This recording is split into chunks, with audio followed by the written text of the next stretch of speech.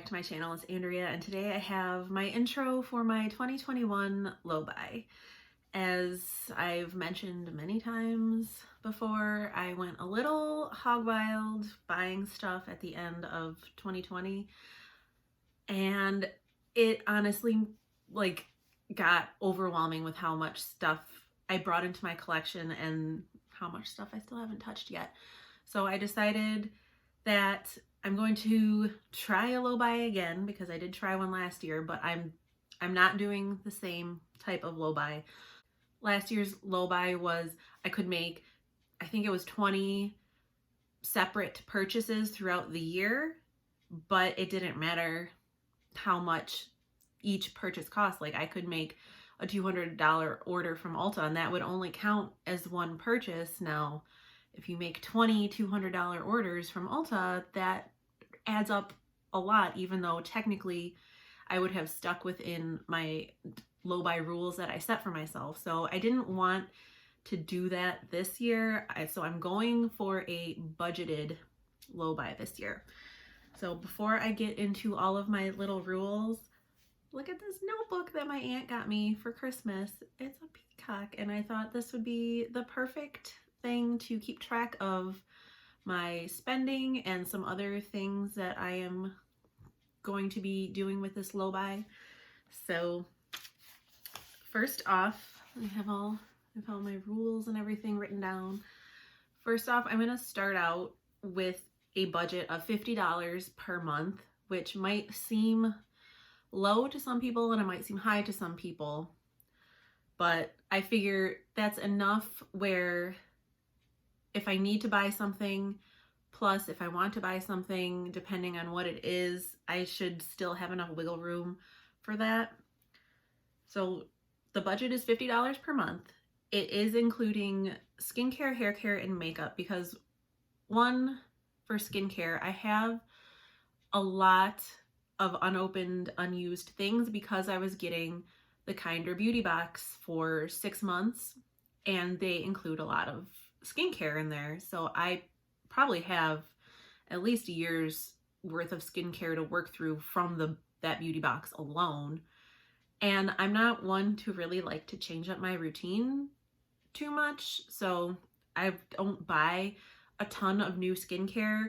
Like, if I get it in boxes, I'll use it, but I know what I like, and I'm not trying out a bunch of different things all the time. So I figured skincare was a good thing to put in there, just because there's only a select few things that I'm going to need to repurchase throughout the year, like my charcoal bar soap that I like to use, my moisturizer, and my toner. But other than that, like, I am set with serums and like nighttime moisturizers and eye creams and stuff that I don't need to purchase in the coming year. So I figured that's why I would include skincare.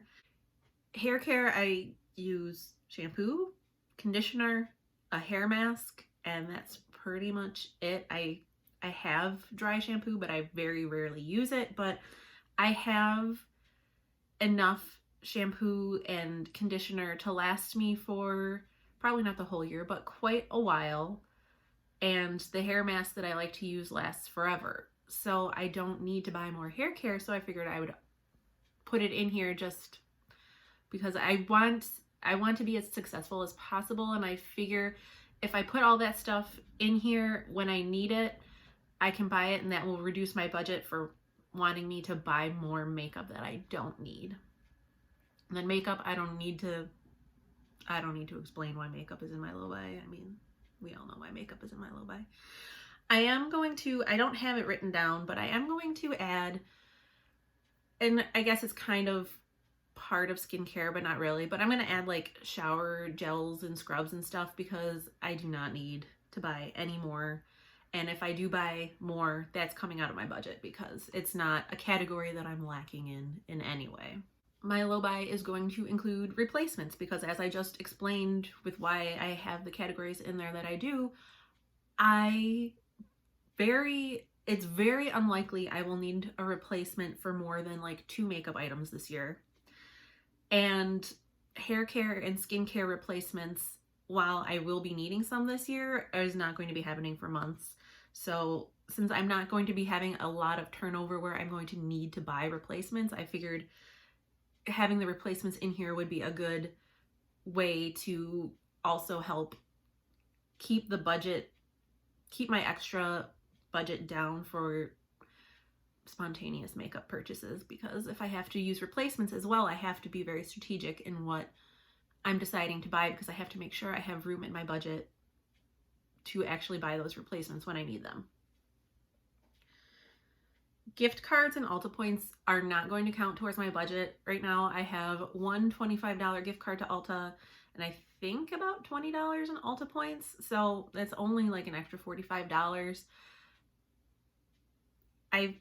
I don't want to be so restrictive, because it's not like the gift card, it's not like I spent the money in the first place to buy the gift card, and the Ulta points are just there when you buy stuff anyway. So I figured, and since I don't have a lot, like maybe if I had a ton of Ulta points, I would have included them as part of the budget, but since I only have about $20, I'm not going to bother. Obviously, most of our orders nowadays are online. So if I do make a purchase, I'm not going to include the shipping or sales tax in my budget. So it's going to be the cost of the product only, because depending on what you're buying and where you're buying it from, I'm not gonna, and like I do try to get free shipping whenever possible, but sometimes you have to buy a lot to get free shipping. So I don't want, and I'm trying to get away from that mindset where I need the free shipping, so I'm gonna buy $20 extra worth of stuff that I don't really want so I can avoid paying, $7 in shipping. That's dumb. So instead of doing that, I'm just not going to count the shipping towards my budget total. Any extra money left at the end of the month is going to roll over. So I will, at some months, I will have more than $50 to spend. This is something I decided to do after I watched, and I don't remember which video it is, I'm sorry, but I'll link her channel down below. I watched one of Becca Hope's videos this year, and she was talking about how she's doing her kind of low buy for the year, and how she has a set budget for the whole year. She's not doing it like month by month like I am. She's doing it for the whole year, but she said she has some extra goals that if she meets those goals, she's going to add money to her budget. And I thought that was a good idea, because I think it'll help me.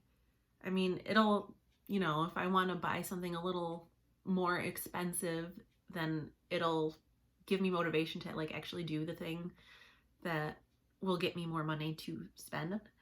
But I decided I'm going to tie my like extra money into my exercise. So I'm not going on a diet or anything like that. Like, I just want to be healthier in general. And I love running, and this happens every single year when I do this. I start running in January and I do really well up until like through summertime, and then it just gets so hot outside and I just don't run anymore. I just stop, even though I have a treadmill in the basement. And that's what happened last year. And so I decided this year I'm going to give myself a little more extra motivation to run, because I do like it. But I figure if I tie that in with my budget, and the more I run, the more money I can earn towards my budget to buy things, then maybe that will help me stay a little more consistent. So I've decided that for every 100 miles I run, and when I say run, I mean like specifically, it could include walking. Like if like I went on a walk with my daughter the other day and I went 1.5 miles, and I wasn't running, but I was doing it was exercise. So I'm counting that 1.5 miles towards my 100. But for every 100 miles that I run, I will get an extra $25 to add to my budget.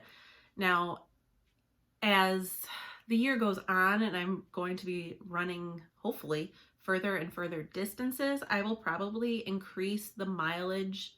I'll keep the $25 the same, but I'll probably increase the mileage. I'm just assuming, like, maybe depending on how much I'm running, maybe every time I hit my goal, I'll increase the mileage by 10 miles or whatever. It'll depend on how fast that I'm actually hitting that 100 miles. But I figure that'll be just an extra motivator, both for my low buy and, you know, for the exercise aspect of it. So every month I will come back. I will just give a quick recap of how much I have. This is January. I have a tracker of what I've spent out of my $50, and then I have a tracker for how many miles I've ran so far. So, for example, so far in January, I've spent, out of my $50 budget, I've spent $6.65 buying a lipstick holder from Target. Now, it's not technically makeup, but it is for makeup storage. So I figured I'm going to include that as well, because that's something else. Like, I've been trying to organize my collection, and then I just keep buying more and more like organizers. It's like, I don't need them all. So I figured that's going to go in the budget. So I'm filming this on the 18th. I'm hoping it'll go up today too. As of today, I have $43.35 left for my January budget. And I don't really anticipate needing to buy anything else in January, so that's going to roll over into February.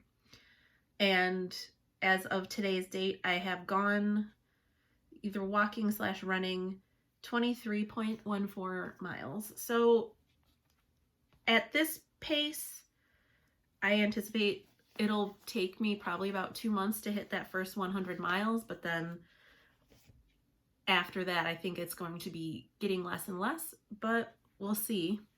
So hopefully that wasn't too difficult to follow. I feel like I was kind of all over the place, but that's just usually how I am these days, because I don't even need to explain, because you all know. But that being said, so just because I'm not buying, hopefully, much makeup this year doesn't mean that I can't give you guys some. So this is going to be my third and final giveaway. As the rules are the same as the other two, you have to be following me. I have to see that you're following me or like subscribed. 18 and older, it's open internationally. And for this video, if you would like to be entered, you leave a comment and include one of those, like the little artist palettes. I'll have the emoji right here for you guys. But I'm excited. I mean, I'm excited about all of them, but I'm excited about this one. It will also, what's today? Today's the 18th. And like I said, hopefully this will be posted on the 18th. So that would mean that like 11:59 p.m. on February 1st is when it would close. But if it doesn't get posted today, it'll be 2 weeks from the day that I post it when it ends. So let me stop babbling, just show you guys what I got. So first, we have one of these Oma Beauty Boss Gloss. This is in the shade Class, and this is a shade that I actually have. So this is the shade that it is. It's like a really dark pinky, I don't know. I'll swatch it because it looks a lot pinker on the applicator, but it's more like of an orangey red. And I love it. And I really like these glosses. They're more like a stain, like they're a gloss, but they will stain your lips. So once like all the shiny gloss part is left, you're still left with some nice color on your lips. So that is the first item. The second item is this mini Drama Bomb mascara that I got an eye kit with a full size of these, a mini, and an eyeliner. And I figured I would put the mini in the giveaway because I don't need 2 of those mascaras. So there's that. Then another one of these Serotonin eyeshadows from Copacetic Cosmetics. There is also this eyeshadow in Purple Rain from Copacetic Cosmetics in a little compact. So there's what that one looks like. And then this is one of my favorite highlighters from last year. Well, I actually really didn't buy many highlighters last year, but I bought this and I love it. This is the Copacetic Cosmetics highlighter in Pumpkin Guts. Here, let me get mine so I can show you a swatch of it. Okay, so this is mine. You can see they've updated their packaging just a little bit. Mine doesn't have anything on the front. This one says glow from within. But here's mine. You can see that I've used it, but it's like an orangey golden shift. And like I said, it was one of my favorite highlighters that I bought last year. And finally, and this is the second time this has happened to me, where a company or a brand has sent me an extra palette, just, I think, obviously an error. But I bought the Oden's Eye Elva 2 palette, and for some reason they sent me an extra one. So you guys get to benefit from their error. So this is my palette, and this is what it looks like inside. It's a very nice, colorful, springy, rainbowy palette. And I've only used a couple shades, but like I've used this crystal shade and it is so beautiful. It's like a really creamy texture. I honestly, I mean, I think you all know I bought it for these 2 rows, which I haven't had a chance to use yet, but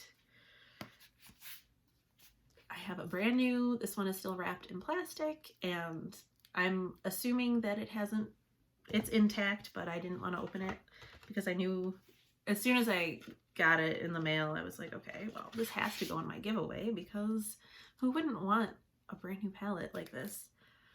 So that is all that is in this giveaway. The value of all 3 giveaways are within $5 of each other, so you might be getting more product, or there might be more products in one giveaway, but the value of all 3 is roughly the same. So this one has the Elva 2 palette, the Pumpkin Guts highlighter, these 2 single shadows from Copacetic, and then the Drama Bomb mascara and the lip gloss in Class from Oma Beauty.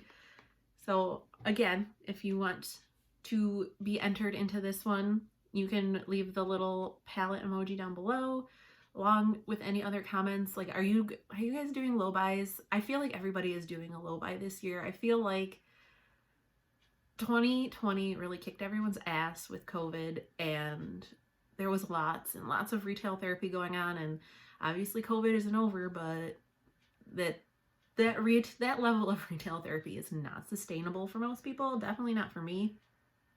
So it'll be interesting to see everybody's low buys this year. So with that, I hope you have an amazing day. I hope you're all staying safe and sane and healthy, and I will see you in the next one. Bye.